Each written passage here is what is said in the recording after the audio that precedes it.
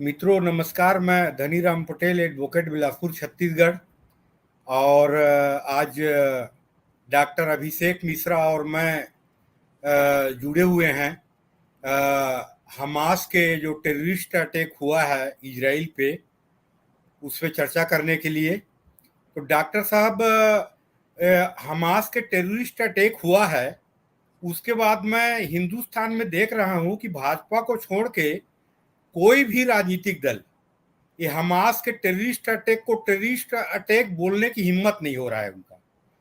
दूसरा एक चीज और मैं देखा कि जो अटैक के बाद जो मतलब हजार अभी तक के ऑफिशियल जो डेटा है कि 1,000 यहूदी मारे गए हैं, वो लगता है मेरे को कम से कम 3-4 हजार होगा। और दूसरी चीज, ये जो अभी जितने समझौता हुआ था इजराइल और फिलिस्तीन के बीच में, उसमें सब में टू नेशन थ्योरी की बात कही गई थी और दोनों पार्टियों ने टू नेशन थ्योरी को माना था। लेकिन डॉक्टर साहब, टू नेशन थ्योरी अब मेरे को लगता है समाप्त हो चुका है और ये सब प्रैक्टिकली संभव नहीं है। कल्पना कर सकते हैं कि टू नेशन थ्योरी होनी चाहिए और उसका सलूशन है। दूसरा, जैसे आप जो कहते हैं वही मैं भी मानता हूं कि एक तो अभी सलूशन है कि फिलिस्तीन है वो इजराइल में ही रहे और इजराइल सेकुलर स्टेट हो जाए। लेकिन सेकुलरिज्म तो इस्लाम के अनुसार लादेनियत है वो। तो डॉक्टर साहब बताइए फिर इसके बारे में आप अपने बताएं। पॉइंट ये कि आप जो एक बिलीवर मुस्लिम है उससे बात करना बड़ा मुश्किल हो जाता है, क्योंकि जी जी जी। जो वो अपने लिए चाहता है वो दूसरों के लिए कुछ और चाहता है। उसके दो स्टैंडर्ड हैं, आप समझ रहे हैं। वो चूंकि जी जी। यूनिफाइड स्टैंडर्ड से दुनिया को नहीं देखता। हम्म। कश्मीर पे आर्टिकल 370 रहना चाहिए, जहां मुस्लिम मेजॉरिटी पॉपुलेशन में है वो उनको स्पेशल ट्रीटमेंट चाहिए, भले वो लैंड किसी और का हो। लेकिन जी जी। पैलेस्टाइन पैलेस्टीनियन का लैंड है, यानी कि अरबों का लैंड है। और उसको कल मैंने एक अपने मित्र को भी बुलाया था जिसने मुझसे एक बार पूछा था कि कितने अरब देश है दुनिया में, बताओ। तो हम्म अरबियन जो आप एक रिलीजन के नाम पे भी आप अरबिक कॉलोनियलिज्म फैला दो तो क्या होगा? ठीक है ना, आपको अरबी लैंग्वेज फैलाना है, आप लोगों को रिलीजन के नाम पे फैलाओ। जी जी जी। तो और जो आपने कहा कि टू नेशन थ्योरी खत्म हो गई, कतई खत्म नहीं हुई है टू नेशन थ्योरी। हर वो आदमी जो ये कहता है कि हमें शरिया लॉ चाहिए, वो टू नेशन थ्योरी में विश्वास रखता है। बिल्कुल बिल्कुल।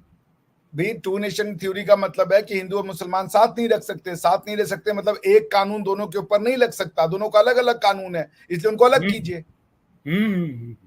तो जो टू नेशन थ्योरी को मानने वाला है वो ये कहता है कि हमें शरिया लॉ चाहिए, हम शरिया के मुताबिक रहना चाहते हैं। ये बात अलग है कि पाकिस्तान ले लिया, शरिया लॉ नहीं लगाया, बांग्लादेश ले लिया लेकिन शरिया लॉ नहीं लगाया।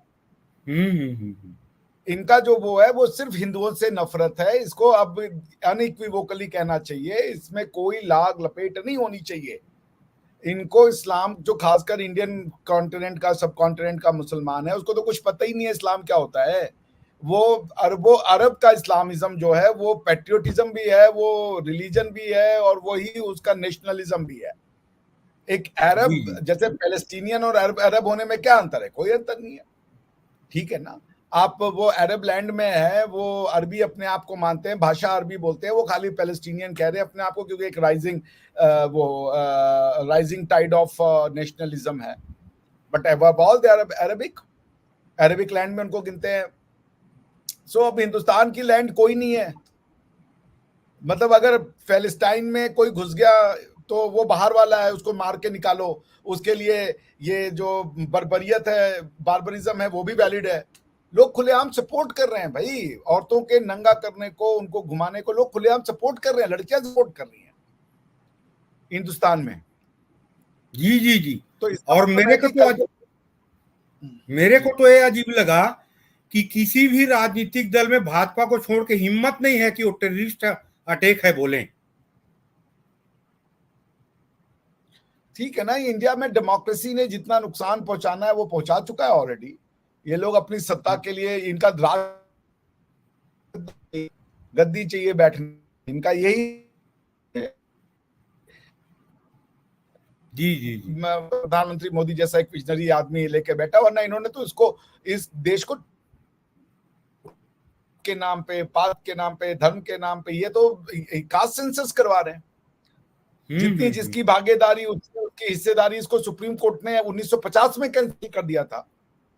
1950 में चंपकम दुराई राजन का केस था, उसमें हम तो बच्चे थे तब ये पढ़े थे यार।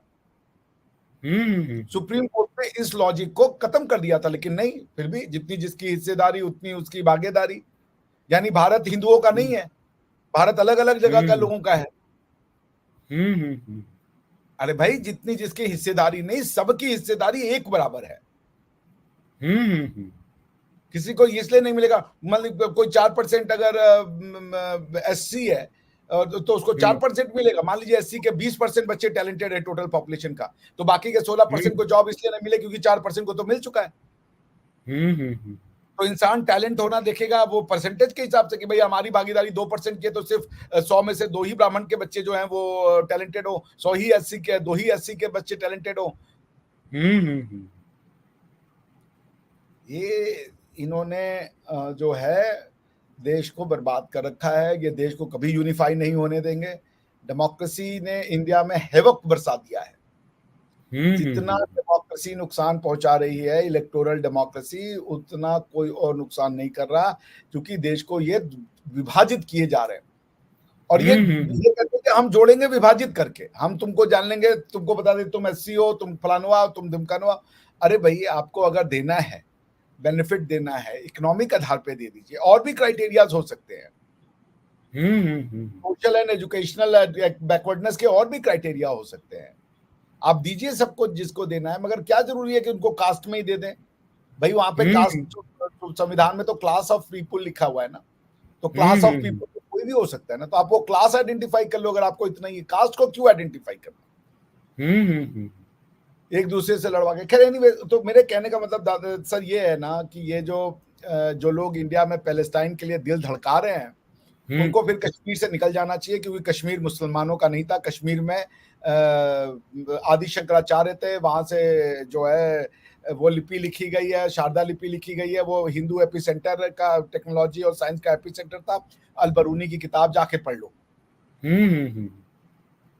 सो फिर तुम उसको कैसे कहते हो कि जहां पे तुम हो गए वहां पे अरबी कानून लेके चले आओगे, अरबी भाषा थोप दोगे लोगों के ऊपर? ये क्या तरीका है? ये भगवान कह रहा है कि बाकी सब भाषाएं इंफीरियर हैं, एक भाषा सुपीरियर है मुसलमान होने के लिए, कि उसका वो भाषा होना जरूरी है। ये नेशनलिज्म बनेगा या इससे रिलीजन बनता है? कि हम मुसलमान हो जाए तो हम अरबी लिखेंगे, हम फारसी लिखेंगे, हम उर्दू लिखेंगे, अरबिक स्क्रिप्ट होना चाहिए। ये कहां पे भाई? जानो पढ़ो, कोई बुराई नहीं है। अरबी भी एक खूबसूरत भाषा है, लेकिन उसको अपनी भाषा बिता देना और बाकी को डिलीट कर देना,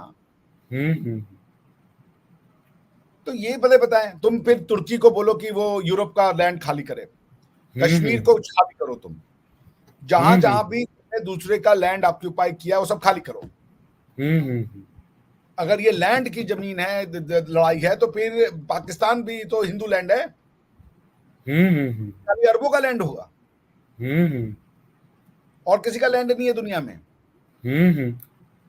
डॉक्टर साहब, यहाँ पे मैं एक चीज और आपको कहना चाहूंगा कि हिंदुस्तान के 50% सोशल मीडिया, पाकिस्तान की पूरी मीडिया और जो गल्फ की मीडिया है, ये बता रहा है कि ये इजराइल और फिलिस्तीन की लड़ाई है, जबकि फिलिस्तीन की जो रिप्रेजेंटेटिव गवर्नमेंट है वो बोल रही है हमास से हमारा कोई संबंध नहीं है, ये हमास का टेररिस्ट अटैक है उससे। और ये सब बता रहे हैं कि फिलिस्तीन और इजराइल की लड़ाई है, जबकि हमास और इजराइल की लड़ाई है। देखिए, ये बेसिकली अरेबिक रेसिज्म की लड़ाई है। जी जी जी, इसमें तो कोई नो डाउट। अरेबिक सुपीरियरिटी की लड़ाई है, चाहे वो रिलीजन के फॉर्म में आ जाए, चाहे वो नेशनलिज्म के फॉर्म में आ जाए। हम बेहतर है सबसे, बाकी सब खराब है, चाहे आप इसको रिलीजन का नाम ले दें, चाहे आप इसको नेशनलिज्म का नाम दे दें। हम किसी को बर्दाश्त नहीं करेंगे, और उसके बाद दूसरों में कीड़ा निकालेंगे। नमस्ते कहने में, हम तुमको नमस्ते नहीं कहना तो हम क्यों नहीं नमस्ते करें आपस में तुम्हारी वजह से? तुमसे बात करने के लिए तुम दूसरों की भाषा स्वीकार कर लो तो हम या तो तुमको सलाम अलैकुम कहें या तो भैया हम चुप हो जाए या अंग्रेजी में बोले तुमसे। अपने जमीन पे भाई हम अगर अरब में जाएंगे तो हम सलाम अलैकुम बोलेंगे, लेकिन इंडिया में तुम क्यों बोले भाई? इंडिया की ग्रीटिंग नमस्ते है, बात खत्म, एंड ऑफ द मैटर। लेकिन नहीं, एक अजीब सा सिस्टम बना रखा है। सो डॉक्टर साहब, ये इंडिया में दादा ये है ना कि पिछले 70 साल से ये जो थ्योरी फैलाई गई कि हिंदू मुस्लिम सिख ईसाई ये सबका लैंड है, तो ये इसने बहुत वो कर दिया। ये लैंड तो सबका है, अगर ये हिंदू का है, ये सिख का है, ये बुद्ध का है, ये जैन का है, मगर ये मुसलमान का तो लैंड नहीं है भाई। यहाँ के लोग मुसलमान हो सकते हैं, ये लैंड इस्लामिक नहीं है। डिस्टिंक्शन। बिल्कुल बिल्कुल बिल्कुल। यहाँ के लोग इस्लाम स्वीकार कर सकते हैं, कोई इजराइल में जाकर के मुसलमान से हिंदू बन जाए, इजराइल में जूस से हिंदू बन जाए। मैं जानता हूँ कई इजराइलियों को जो हिंदू लाइफस्टाइल फॉलो करते हैं, मगर वो हिंदू लैंड तो नहीं बनेगा ना, लैंड तो वो जूस का ही रहेगा। उसी तरीके से मक्का में कोई हिंदुइज्म के हिसाब से जी रहा है तो वो हिंदू लैंड तो नहीं बन जाएगा ना, वो भले वो हिंदू रिलीजन को प्रैक्टिस कर रहा हो, लैंड तो वो इस्लाम की रहेगी, अरबों की रहेगी। जी जी जी। तुम जहां पे हो उसको तुम दूसरों का, अरबों का लैंड भी है, इस्लाम का भी लैंड है, लेकिन हमारा कोई लैंड नहीं है, ये क्या दिक्कत है? सो ये बहुत मतलब आप दादा ये ऐसा हो गया है कि अगर आपको समझ में आती हैं चीजें तो आप बोल नहीं सकते। एक ऐसी फोर्स उन्होंने खड़ा कर दिया जिनके सामने रेशनल बातें करना मुश्किल हो गया है। जी जी जी। बच्चों के बंद में स्कूलों से और यूनिवर्सिटियां, they have become a tool कि उनको सेक्युलरिज्म के नाम पे अजीब सा फेंटा लगा दिया जो समझाना मुश्किल हो जाता है। जी दादा। डॉक्टर साहब, ये जो टू स्टेट थ्योरी था इजराइल फिलिस्तीन के संबंध में, आपको संभावना दिखता है और कुछ बचा है टू स्टेट थ्योरी वहां? जैसे अरब नहीं मानता। मैंने कल भी एक बातचीत की, मेरा एक फ्रेंड था, उसने साफ मना कर दिया, अरब्स कंसिलिएशन नहीं जानते हैं। जैसे हमने पाकिस्तान को स्वीकार कर लिया ना, हम पाकिस्तान में तो बम नहीं फेंकते। हाँ। अगर हम अरबी होते ना तो हम पाकिस्तानियों को चैन से नहीं रहने देते, क्योंकि अरबियों की एक बूंद भूमि गई है, उनको दिल में तड़प है। आप यूरोपियंस को भी देखें, उनका लैंड गया है एनातोलिया, ग्रीस, और वहां पे अब तुर्की राज करता है। लेकिन तुर्कियों की ये खास बात देखिए, तुर्कियों ने उसको इस्लामिक लैंड नहीं बनाया, कॉन्स्टिट्यूशनली और वैसे भी जी जी जी, वो उसको सेक्युलर लैंड कहते इसका कोई, इसका जो है ये यहाँ पे रहने वाले लोगों का स्टेट का कोई मजहब नहीं होगा, क्योंकि वो पता है वो क्रिश्चियन लैंड है। ये इतना तो उनको आप दीजिए कम से कम, अतातुर्क को इतनी तो आप वो तौफीक दीजिए कि इतना तो वो समझदार व्यक्ति था। यहाँ तो मुसलमानों ने अपने ही देश के टुकड़े करके और भगवान राम की जन्मभूमि को, गुरु नानक देव जी के जन्मभूमि को उन्होंने कह दिया इस्लामिक लैंड है। मंदिरों को तोड़ना शुरू कर दिया वहां पे जो है, और वो मंदिर गायब कर दिए, सब गायब कर दिया, मस्जिदें बना दी। इतना तो आपको क्रेडिट देना पड़ेगा तुर्कों को कि भले वो रहते हैं उनके लैंड पे, उस लैंड को उन्होंने इस्लामिक नहीं डिक्लेयर किया, और ना ही उन्होंने अपने लैंड को इस्लामिक डिक्लेयर किया। तुर्कों का एक भी लैंड इस्लामिक नहीं है। इवन तुर्कमेनिस्तान जैसा हार्डकोर इस्लामिक कंट्री भी नहीं कहता कि हम इस्लामिक हैं। लेकिन हमारे यहाँ पाकिस्तान को तोड़ करके उसको इस्लामिक लैंड बना दिया गया, और हिंदुस्तान के हिंदू को फर्क नहीं पड़ता, बल्कि वो जस्टिफाई करता है कि ठीक हुआ है। बिल्कुल बिल्कुल जी दादा। तो डॉक्टर साहब, इसमें मैं ये पूछ रहा था कि ये two nation theory, two state theory था, आप कुछ बचा है? ये जो टेररिस्ट अटैक और उसके बाद रिएक्शन में इजराइल ने जो अटैक किया है गाजा में और वेस्ट बैंक गाजा में, तो आपको लगता है कुछ बचा है और सॉल्यूशन प्रैक्टिकली कल्पना तो कर सकते हैं? गाजा और वेस्ट बैंक यही दो चंक ऑफ टेरिटरी बचे थे, बाकी सब तो उन्होंने ऑलमोस्ट खा ही लिया। थोड़े थोड़े और पैचेस हैं, लेकिन मेजॉरिटी चंक तो ले लिया है। देखिए इजराइलियों ने ये तो किया है, तो आपको मानना पड़ेगा। हाँ, हाँ, वो घुसे थे इतनी सी लैंड पे, लेकिन ले लिया उन्होंने इतना लैंड, ये तो उन्होंने किया है, हाँ, ये हाँ, सच है। हाँ, हाँ, ठीक है। अब जो बचा हुआ था वो था वेस्ट बैंक का, एक बड़ा सा चंक बैठा था। वेस्ट बैंक यानी जॉर्डन रिवर के जो वेस्टर्न बैंक है, यानी कि उसका हाँ, हाँ, किनारा, हाँ, ठीक है ना, हाँ, उसको हाँ, वेस्ट बैंक कहते हैं। उसका डेड थोड़ा सा सी के चंक था। किनारे, हाँ जी। डेड सी के बगल में। हाँ हाँ। और दूसरा ये जो था, जो गाजा स्ट्रिप है, जो कि eastern side of the Israel है, हाँ, हाँ, हाँ, उसको था कि वो दोनों मिला करके पैलेस्टाइन बनाया जाए। बट आई थिंक कि जो यहूदी वहाँ रह रहे हैं, उन, क्योंकि दो तरीके के लिबरल यहूदीज भी हैं जो कि नेतन्याहू का अपोज करते हैं, बहुत से ऐसे यहूदी भी हैं, मैं जानता हूँ। लेकिन हम्म, मेजॉरिटी ये मानते हैं कि टू स्टेट सोल्यूशन नहीं होगा कभी। अरबिक नहीं हम्म, मानेंगे टू स्टेट सोल्यूशन, उनको या तो वो हम्म, हटा देंगे, खत्म, मौका मिलेगा तो सबको मार के हटा देंगे, और नहीं तो वो मरने मारने को तैयार है। टू स्टेट सोल्यूशन नहीं होगा, ये तो आप जान के रखिए। तो फिर जिसके पास पावर है वो, जब तक अब इसराइल के पास पावर होगा, वो टेरिटरी खाता चला जाएगा, या तो अरब इसके साथ रहना सीख जाएंगे। इसराइल जूइश लैंड भले है, लेकिन for all intent and purpose secular country है। मेजॉरिटी ऑफ द यहूदी अपने आप को सेक्युलर कहते हैं। मैं वहां हम्म, रहा हूँ, 6 महीना रहा हूँ मैं, और अच्छा, मैंने अच्छा, अच्छा, कांटेक्ट भी किया है। हाइफा यूनिवर्सिटी का मेरा एक फ्रेंड है, मैंने उसको बोला है कि अगर तुम इंटरव्यू देना चाहते हो तो दे दो। उसने आज बोला हम्म, तो है मुझे कि मैं तैयार हूं, पर देखिए वो देता है कि नहीं देता है, तो मैं उसका भी रिव्यू हम्म, लाऊंगा। इज अ जू फ्रॉम इजराइल। डॉक्टर साहब, फिलिस्तीन दो पार्ट से मिलके बनता है, एक तो गाजा पट्टी और वेस्ट बैंक। ये तो जस्ट जो भारत का विभाजन हुआ था, ईस्ट पाकिस्तान वेस्ट पाकिस्तान, वैसे ही बीच में यहूदी लैंड है। और नहीं, वो कंपैरिजन ठीक नहीं होगा वकील साहब, क्योंकि ये तो पॉपुलेशन बाहर से लाई गई यहाँ पे। हाँ, वो तो नहीं नहीं, मैं वो पॉलिटिकल कनेक्टिविटी के लिए बोल रहा हूँ डॉक्टर साहब, कि नहीं, उसी ये के लिए तो मैं भी। बोल रहा हूँ कि ये तो हाँ, टू हाँ, नेशन।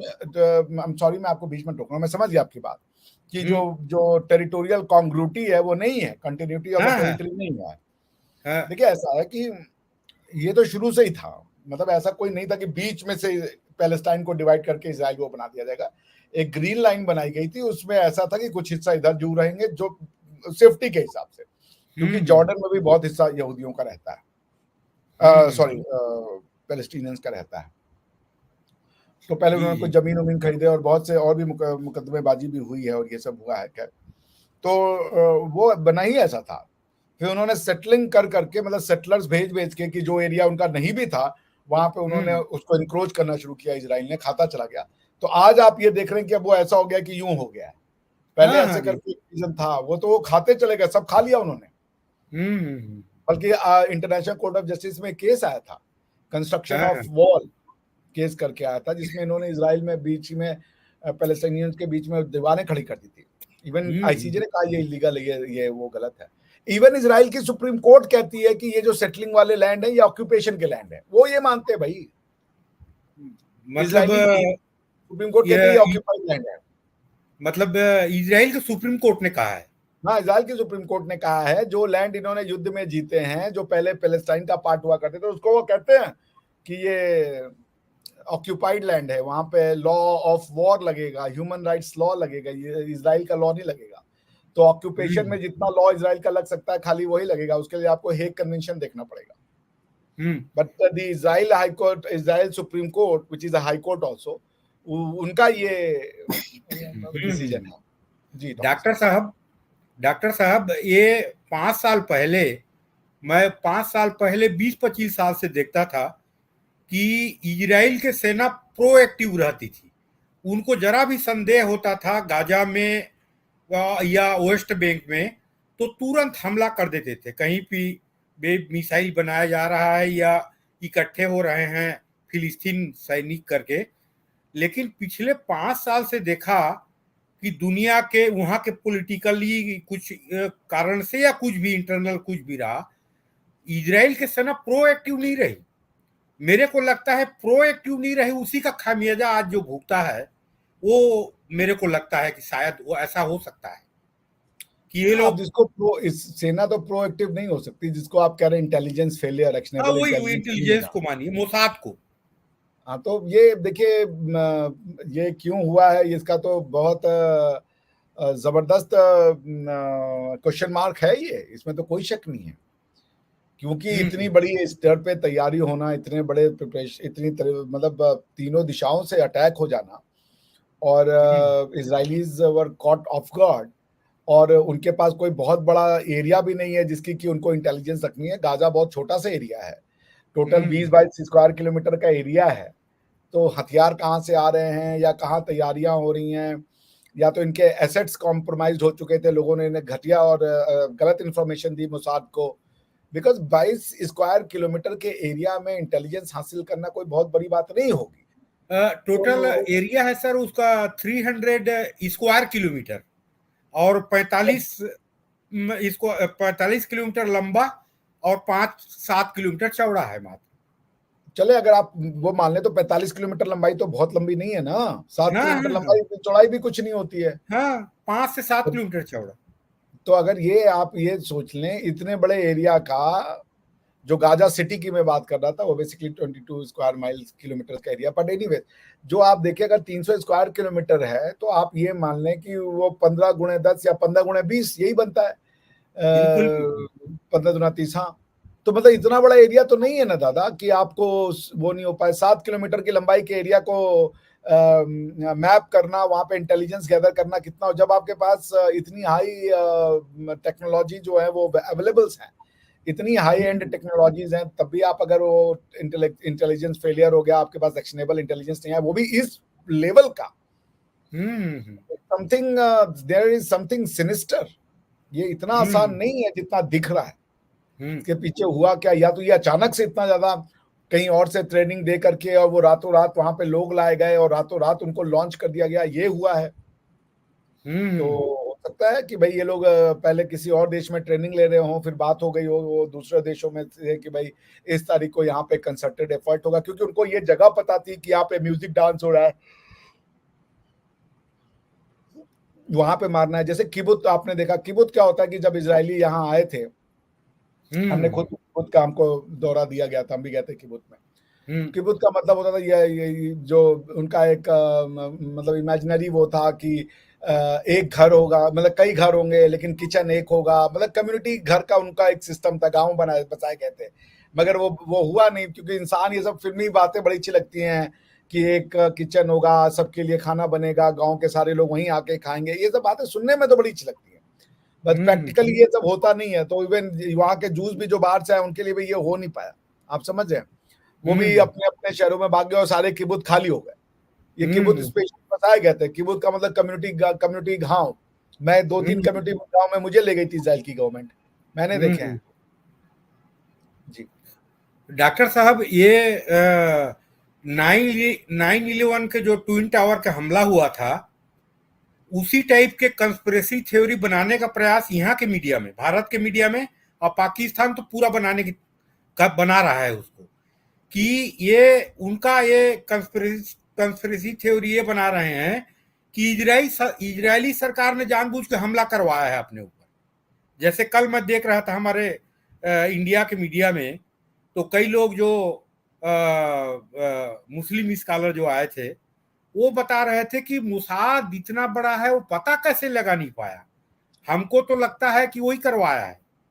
भाई उनके हिसाब से तो ISIS भी यहूदी है, अल बगदादी को भी यहूदी बता रहे थे, बस सबको यहूदी बता देते हैं, बैठ के टीवी पे दूसरे रिलीजन को गाली देते हैं, और हमारे टीवी के वालों की इतनी वो है कि वो दूसरे रिलीजन वालों के लिए अपमान का शब्द सुनते हैं। तुम कैसे कह सकते हो भाई, क्या यहूदी धर्म नहीं है, उनकी सेंसिटिविटी नहीं है, तो बैठ के गाली देते हो कि ये बगदादी यहूदी था, वो यहूदी था, वो अहमदिया है, ये अहमदिया, तुम सबको आके गाली देते हो और टीवी पे सुनते हैं, इसको टॉलरेट करते हैं। मैं होता तो मैं भगा देता। किसी भी रिलीजन के बारे में तुम क्यों बुरा बोलोगे? हाँ, बिल्कुल बिल्कुल, कि फलाना यहूदी है, फलाना ये है, वो यहूदी एजेंट है, तुम कौन होते हो बताने वाले? तुम अपनी बात करने आए हो, अपनी बात करो। जी जी जी। डॉक्टर साहब, इसका आपके माने दृष्टिकोण से इसका सॉल्यूशन क्या है, जो अभी हमास ने जो आतंकवादी हमला किया है इजराइल में, उसके बाद जो रिएक्शन आया है इजराइल के, और वो लोग तो बोल रहे हैं कि फिलिस्तीन नामक एरिया को हम कंप्लीटली इलिमिनेट कर देंगे करके बोल रहा है वहां का रक्षा मंत्री। और दूसरी चीज, वो हो गया, Gaza will not be part of Palestine, Gaza का सीज खत्म, गाजा को अलाउ कर दिया इवन अमेरिका ने, Gaza is for all intent and purpose, अब वो गाजा इजराइल हो गया। है। दूसरी चीज, अमेरिका के प्रेसिडेंट ने, बाइडन ने ईरान को बोला है कि बी केयरफुल, चेतावनी दिया है कि कुछ भी इधर उधर मत करो, नहीं तो फिर हाँ, तुम्हें तो भी। वो तो उसी दिन बोल दिया था, अगले ही दिन अमेरिका खुल के आ गया। बाइडन एक बहुत स्ट्रॉन्ग कैथोलिक मैन है भाई, Biden is a very staunch Christian, तो जुडाइज्म तो क्रिश्चियनिटी से अलग हो ही नहीं सकता ना, क्रिश्चियंस की तो हिस्ट्री ही जुडाइज्म है। तो दे हैव एटलीस्ट, मतलब एंटीसेमिटिज्म अमेरिका में भी पाया जाता है, ऐसा नहीं है कि नहीं पाया जाता, मैंने खुद अपने यहूदी दोस्तों से सुना है कि एंटीसेमिटिज्म पाया जाता है, मगर इजराइल के सुरक्षा की गारंटी तो सिर्फ अमेरिका है और कोई नहीं है। और शायद मेरे ख्याल से हमास के लोगों का यही था कि जैसे अमेरिका, जैसे रशिया घुस गया यूक्रेन में और दुनिया ने कुछ नहीं किया, ये दुनिया ने छोड़ दिया यूक्रेन को कि तुम लड़ो, ये तुम्हारी और रशिया की लड़ाई, हम कुछ नहीं करेंगे। उनका ये था कि यही होगा कि हम घुस जाएंगे इनके अंदर और इजराइल को कोई कुछ सपोर्ट नहीं देगा और अल्टीमेटली ये लड़ाई इजराइल वर्सेस अरब बन के रह जाएगी। बट हुआ उसका उल्टा, दुनिया खड़ी हो गई इजराइल के साथ। तो उनका जो अरिथमेटिक कैलकुलेशन था रशियन वॉर के बाद, वो फॉल फ्लैट हो गया, वो that did not work out. Doctor साहब, इसमें मेरे को ईरान और चीन का एंगल भी लगता है, जो अभी India middle east European corridor जो बन रहा था उसको भी सबोटाज करने के लिए, और जो इब्राहिमिक एकॉर्ड जो हुआ था उसको भी सबोटाज करने के लिए मेरे को एजेंडा लगता है। आपका अब्राहम एकॉर्ड तो 2020 में हुआ था ट्रंप के समय में। हाँ, लेकिन अभी मतलब जो ये रिकॉग्नाइज कर रहा था सऊदी अरेबिया इजराइल को, करने वाला था, ये तो थोड़े ईरान का एंगल तो है ही है ना, ईरान तो शुरू से रहा है। अब चाइना और ईरान के बीच में दोस्ती तो बड़ी है, लेकिन चाइना ने ईरान और सऊदी अरेबिया के बीच में नेगोशिएशन करके उनके बीच में वो भी पीस प्रोसेस भी चालू करवाया था। दोनों एक दूसरे के करीब लाने में चाइना की काफी भूमिका थी, बट ये बेसिकली जन्मांतर की दुश्मनियां हैं, एक दूसरे पर ट्रस्ट किया ही नहीं जा सकता शिया और सुन्नी में। तो ये इतनी जल्दी से ये पीस वाले लेवल पे नहीं जाएंगे unless until both the countries go on the way path of European civilisation, जिसको आप सेक्युलराइजेशन कहते हैं। जब तक सेक्युलराइजेशन नहीं होता मिडिल ईस्ट में, तब तक कुछ नहीं होगा। तो इसलिए मैं थ्योरी को रिजेक्ट करने में भी नहीं समर्थ हूं और ना ही मैं इनको एक्सेप्ट करने में समर्थ हूं, क्योंकि इतने बड़े स्केल इतना आसान नहीं है। और ये अनाउंसमेंट हुआ होगा उसमें जो ठीक आ रहे चलिए आ गया। आ गया। तो वही है कि ये जो प्रेसी थ्योरी है,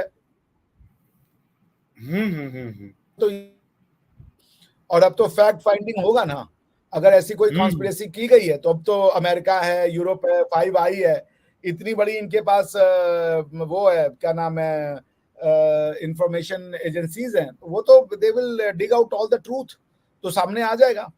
अगर वो सामने लाना चाहते होंगे तो अमेरिका अगर सामने लाना चाहता होगा तो लाना आ जाएगा। क्योंकि देखिए, अगर ये चाइना और ईरान ने मिलकर कराया है तो फिर तो ये अमेरिका के लिए बहुत चिंता का विषय है कि कल को वो कहीं भी दोस्ती करने जाएंगे, कोई भी नया इनिशिएटिव लेंगे तो उसको तो ये सैबोटाज कर देंगे। ऐसे अगर ये हर चीज को सैबोटाज करने की पावर रखते हैं तो आप तो कोई नया रिलेशनशिप फॉर्ज आउट ही नहीं कर सकते इंटरनेशनल रिलेशन में। तो फिर तो ये सोचना पड़ेगा कि क्या ये जो नेक्सस है चाइना ईरान का, ये इतना पावरफुल है, तो that needs to be scene.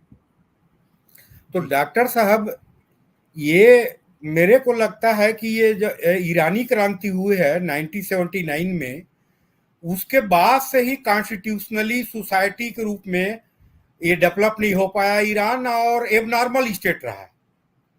और ये जब तक एबनॉर्मल स्टेट ईरान रहेगा, हालांकि हमारी मीडिया बोलता है ईरान से हमारा संबंध अच्छी है, वो अच्छी है अपनी जगह, लेकिन ये तो नो डाउट एबनॉर्मल स्टेट है ईरान।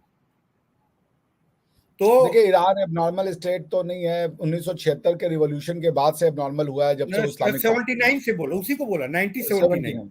हाँ, तब आप ठीक कह रहे हैं, बिल्कुल सही कह रहे हैं, तब से एबनॉर्मल स्टेट है वो, बिल्कुल कॉन्स्टिट्यूशनली देख लीजिए उनका। बिल्कुल है, बिल्कुल है।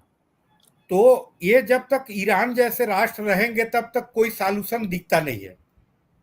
और हमास को अभी कामिकाजी ड्रोन से लेके मिसाइल सब चीज दे रहा है। उतना कैपेसिटी नहीं है, होगा ये यही 2-3 हजार 4 हजार लोग मर जाएंगे।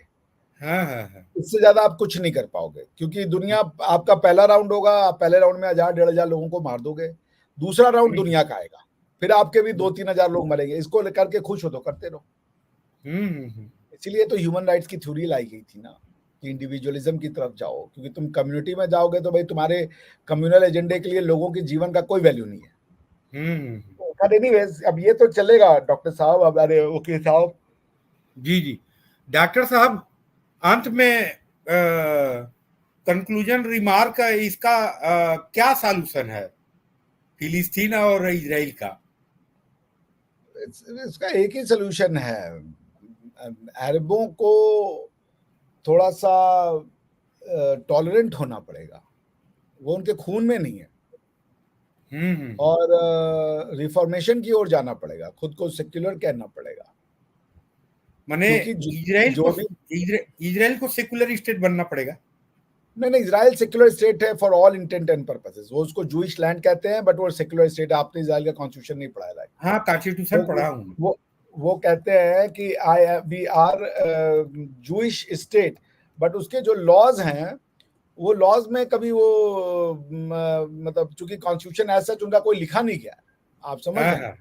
तो उनका जो बेसिक लॉ है वो ह्यूमन राइट्स का लॉ, नेसेट का लॉ जो है, तो वो अपने आप को डिक्लेयर नहीं किया उन्होंने कॉन्स्टिट्यूशन के थ्रू कि हम कौन हैं, ठीक है ना। उनका कोई रिटन कॉन्स्टिट्यूशन तो है नहीं, ह्यूमन राइट्स लॉ है, और बेसिक इधर उधर वो स्टेट वो बना देते हैं। तो उनके सारे जो लॉज होते हैं वो सारे रिलीजन को इक्वल अधिकार है। It's a secular country. जिसका उदाहरण अभी आपने सुप्रीम कोर्ट का जो जजमेंट बताया, हाँ, सुप्रीम कोर्ट उन्होंने मॉडर्न कॉन्स्टिट्यूशन का वो उदाहरण है वो। जी बिल्कुल। तो सॉल्यूशन जूइश वो भाई वो क्या क्लेम करते हैं, बट कॉन्स्टिट्यूशनली वो मतलब उनके सारे लॉज सेक्युलर हैं, फ्रीडम ऑफ रिलीजन है, ये है वो है, किसी के साथ डिस्क्रिमिनेशन नहीं है, सबको इक्वल अपॉर्चुनिटी है। वहाँ पे कई अरब मुस्लिम्स भी रहते हैं, बड़े आराम से रहते हैं, मैं रहा हूँ। तो ये तो वो है पैलेस्टीनियंस का nationalism plus Islamic identity, religion, अरबी प्राइड, इन सब का तड़का है। क्योंकि अरब मतलब किसी को टॉलरेट नहीं करते ना, दिक्कत ये है। माने इजराइल में पूरा कॉन्स्टिट्यूशनल सोसाइटी है, इसमें कोई संदेह नहीं है। इजराइल का रिटन कॉन्स्टिट्यूशन नहीं है वकील साहब। हाँ। चूंकि उनका रिटन कॉन्स्टिट्यूशन नहीं है, तो उन्होंने अपने आप को ये नहीं कहा कि हम वो हैं जूइश स्टेट। उनके कुछ लॉज हैं इधर उधर, वो लॉज बनाता है, उनका नेसेट जो है वो लॉज बनाता है जरूरत के हिसाब से, पर कॉन्स्टिट्यूशन रिटन उनका नहीं है। उनके पास एक ही वो बेसिक लॉ करके ह्यूमन राइट्स के ऊपर कुछ एक्ट बनाए हैं उन्होंने। मैं बहुत पहले जब मैं इस पर रिसर्च कर रहा था तो देख रहा था, मतलब मैंने लिखा अपनी किताब में भी, which is going to be publish soon. तो यही है वकील साहब। अब इसका तो उनके ये मैं इजराइलियों के सेक्युलरिज्म की बात नहीं कर रहा, मैं अरबों की सेक्युलरिज्म की बात कर रहा हूँ। हाँ। अरबों को सेक्युलर नहीं होंगे तब तक ये सुलह नहीं हो सकता। अरे भाई ये तो वर्ड ऑफ गॉड है कि तुम क्रिश्चियनों और यहूदियों से दोस्ती नहीं कर सकते, उन पे भरोसा नहीं करो, ये तो वर्ड ऑफ गॉड है। जी। तो फिर बात ही खत्म हो जाती है ना। अगर आप बिलीव करते हो इन चीजों पे, तो आप कैसे टॉलरेट करोगे कि यहूदी जो है वो आपका बादशाह हो, या आप यहूदी आपके साथ में रहे? जी। तो डॉक्टर साहब, आज के परिचर्चा को समाप्त करते हैं। और आप आए, दोनों से चर्चा हुआ, ज्ञानवर्धक बातें आपने बताया, और दर्शकों को भी अच्छा लगा होगा। और अंत में मैं डॉक्टर अभिषेक मिश्रा, जो प्रोफेसर विधिवेत्ता और भारतीय संस्कृति के अध्येता, 60 नोटिस पे आए और चर्चा किए, दोनों अपने एक दूसरे के चैनल से जुड़े। Thank you sir. और मैं सभी दर्शकों को कहूंगा कि मेरा चैनल DR पटेल को भी लाइक सब्सक्राइब करें, और डॉक्टर साहब के चैनल तक्षशिला अभिषेक मिश्रा को भी लाइक सब्सक्राइब करें। डॉक्टर साहब थैंक यू, नमस्कार, जय हिंद, वंदे मातरम। डॉक्टर साहब।